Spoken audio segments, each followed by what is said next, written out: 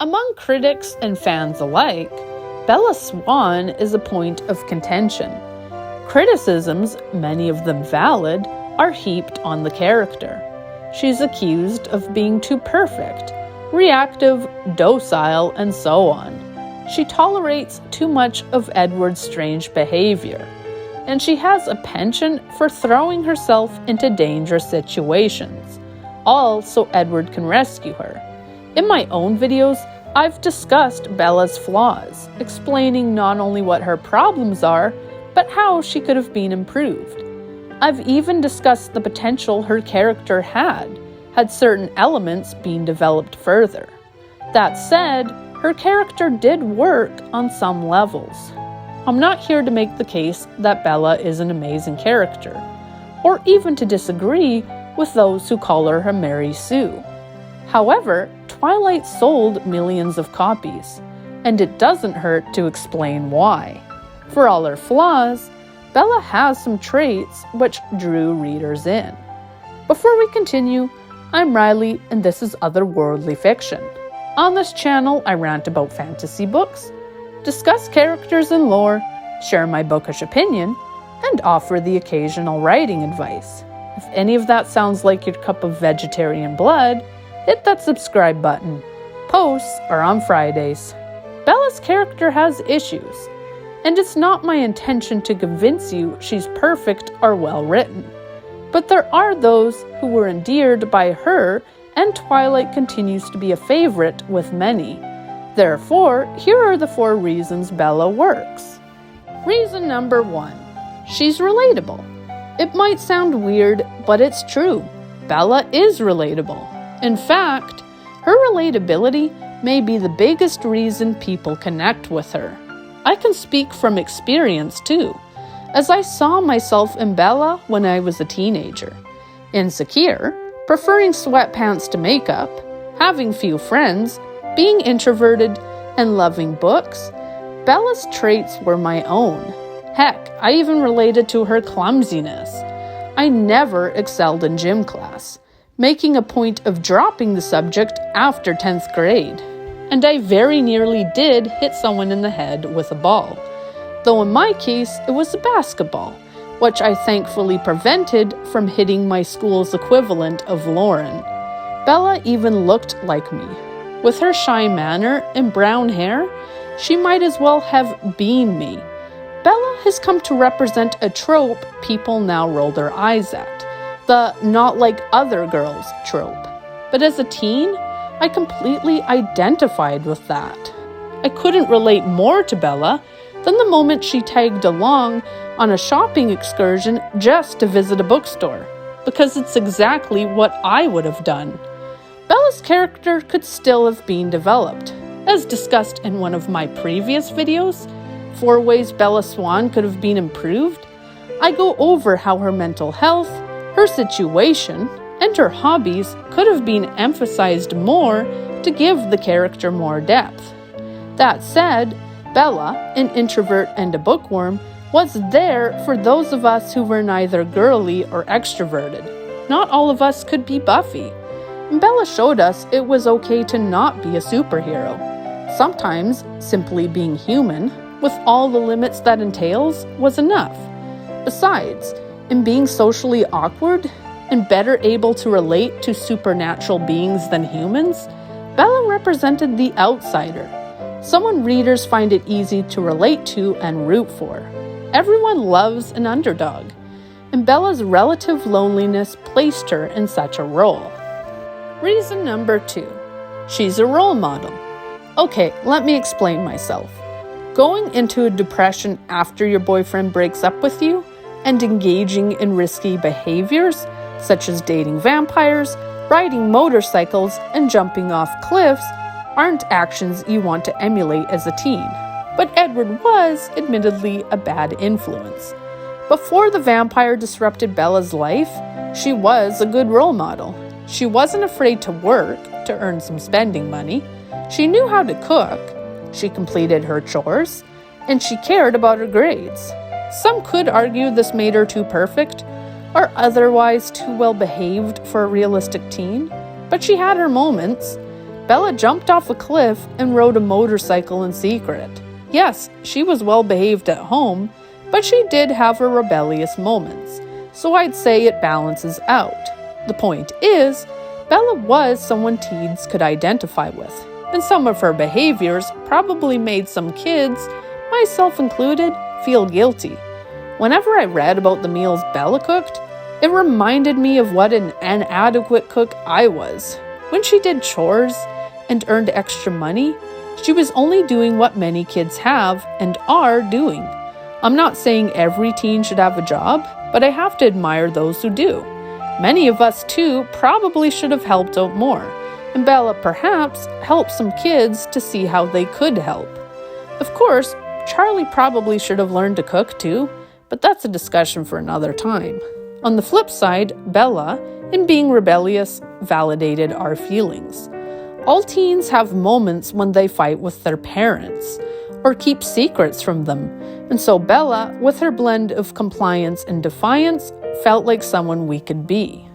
Reason number 3, she encouraged reading. If Bella has one great character trait, it's the fact she's a bookworm. Harry Potter is lauded for the simple fact it made kids read who wouldn't have otherwise, but I think Twilight earned similar praise. It's no masterpiece, but love it or hate it, Twilight did encourage teenagers to read.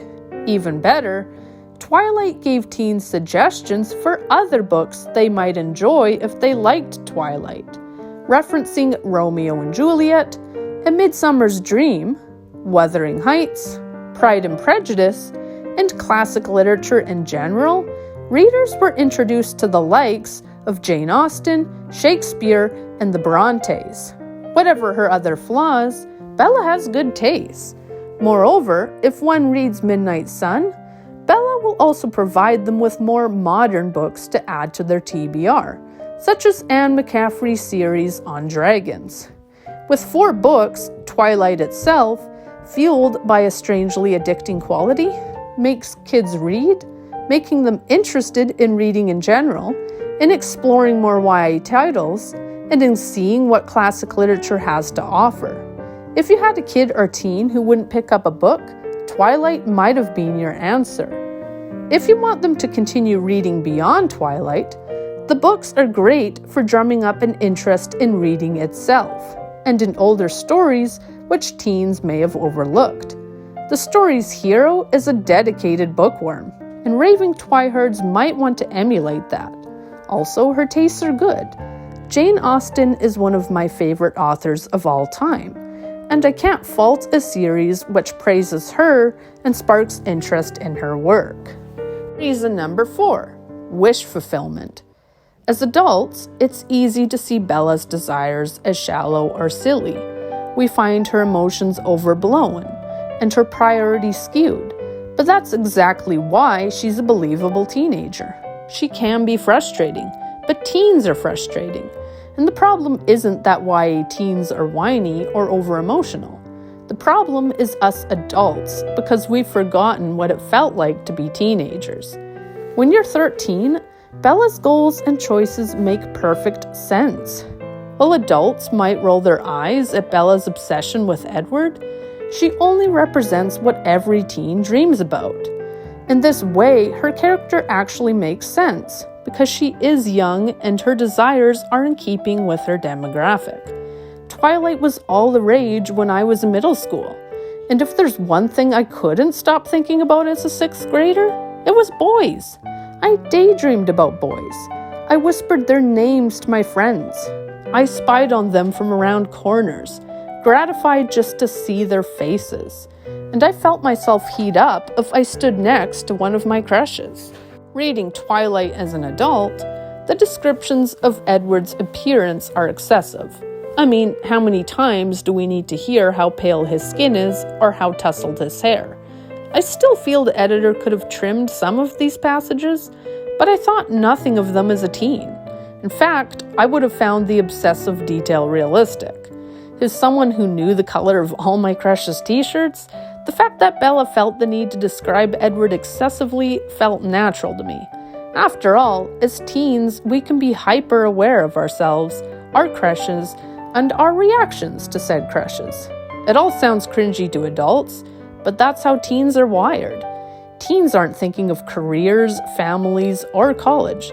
They're thinking of which person in their class is the most good-looking, and fantasizing about what would happen if that person noticed them. As such, Bella offers readers wish fulfillment. The awkward, shy kid, she nevertheless attracts the notice of one of the hottest boys in the school. True, he has his problems, but there's nothing girls like better than a bad boy. Plus, if he's rich and has perfect hair, even better. That sounds shallow, but when I was a teenager, I certainly paid attention when my crush made an effort with his hair. The Edward look even came into vogue among boys, because they knew that's what us besotted girls liked.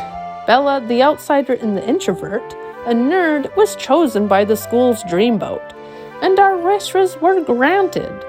Able to live vicariously through a teen as emotional and obsessive as us, we couldn't stop reading. When making fun of Twilight or Bella herself, some people are actually just making fun of teenage girls, and that's not cool. Criticisms of Twilight are valid, but the emotions of teens, however strange they may seem to us, are very real to them and should be treated with respect. Let teenagers be teenagers, and let them read Twilight. Whatever her problems as a character, Bella's obsession with Edward is actually one of the most realistic aspects about her. Not all teens are the same, of course, but I know I related to Bella swooning. Strangely, with her priorities shifting to raising a child, Bella also provided wish fulfillment to a second demographic, young mothers. Hence, the legions of Twilight mums who read the books as voraciously as their daughters did. In conclusion, Bella Swan has her defects, and much could have been done to improve her character. But she also had several components which kept readers hooked. Relatable, hardworking, book-obsessed, and in some ways realistic, Bella was easy for teenagers to identify with. The character can be hard for adults to take seriously. But when have adults ever taken teenagers seriously? They make dumb decisions, they prioritize boys over the future, and they become depressed or angry over the smallest issues, but their emotions are real, and characters like Bella Swan validate them. While Meyer's characters can be flat, she seems to get teens. She knows how teens think, and how they act. Bella has been both a friend and a self-insert for readers, allowing them wish fulfillment at the same time she encourages them to read. For the reasons I've listed, be they a solid work ethic, a passion for literature, or a relatable hero, Bella works. She isn't perfect, but these aspects of her character allow teens to identify with someone like them while learning to love books, and I have to give Meyer credit there. Did Twilight encourage you to read more as a kid? Are there any other aspects of Bella you actually liked? Sound off in the comments. And if you enjoyed this video, like and subscribe. Thank you for watching, and happy reading.